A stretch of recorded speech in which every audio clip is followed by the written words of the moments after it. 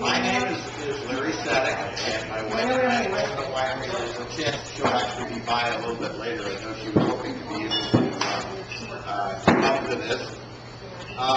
We started the winery in 2001. We actually started the entire process by planting what really is the first commercial vineyard up in this area in at least more years than anybody can remember. In 1992, we started a vineyard over on Lake James. There are now 11 vineyards in and around this county. Basically, everybody growing grapes for us. A number of them are relatively young vineyards and not yet productive. You start with a vineyard. It's best to start the year before you actually intend on planting and get the soil ready. Grapevines will put roots down 6 feet if the soil is good enough for it. One of the nice things about this county is virtually, and the immediate area around it, and one of the few places in Indiana that this is true, is that we have glacial soil and sandy loams. It goes down forever here. There is no clay. So the roots really do go down that far. And when we have a long, hot, dry spell in the middle of summer, grapevines just move right on the trucking because they have roots down 6 feet. They don't worry about it at all.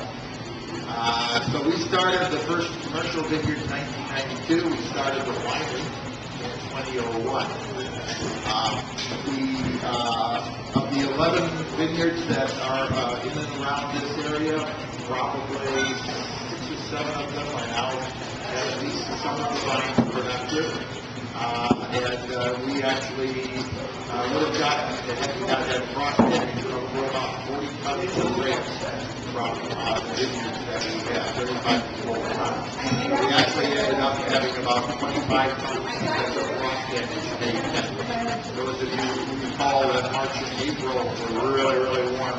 Normally, grapes are about the last thing to bud out, but when there was so much heat in March and April, we had shoots about this long on all of our grapevines. Temperature in a couple of the places, not all of them, but in a couple of them, temperature dropped down to about 28 degrees on May 10th. And it's just like somebody took a blowtorch and just burned everything. That's all that was left of the day. But each node actually has 3 buds. So there is a secondary bud to survive the frost, and there is some fruit on the secondary bud, but often not nearly as much as on the primary bud. As I said, it takes about 3 years for a grapevine to get near production or start producing, 5 years before it produces a full crop, and about 7 years before it's fully developed and flavored. It will take about 40 years to start deteriorating. Grapevines can live to be 100 years. It's interesting to a lot of people ask, well, what are you going to do when these grapevines need to be replaced when you first started planting them? And I said, I'm 47 years old. They're going to be around for 40 years. It ain't my problem. So the vines that are here, they can usually last 40 to 70 years before you may want to. There may be other reasons for changing. Customer tastes may change, so you don't want that variety anymore. Okay, so in the springtime is the biggest work time of the year. We have to prune the bag. The only buds that are fruitful are buds that were on last year's wood.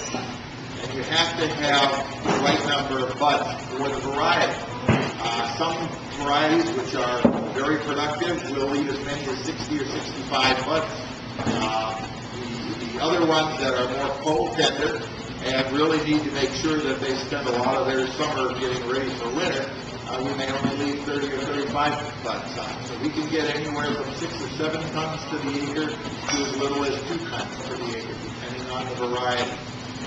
We grow between us and the other growers about a dozen different varieties in this area. We do purchase outside grapes, primarily from other places in Indiana, Michigan, Ohio, and Pennsylvania. And as we get more and more of our vineyards into full production, that will go down because actually the winery's been growing so fast, we're probably still going to be purchasing grapes, no matter how fast we see the plant vine, because it takes so long for it to get fully productive. We run out of import grapes before that happens. When they're ready for harvest, we get a crew of Amish pickers just across the state line in Michigan. There is a large Amish community, and we have them come down.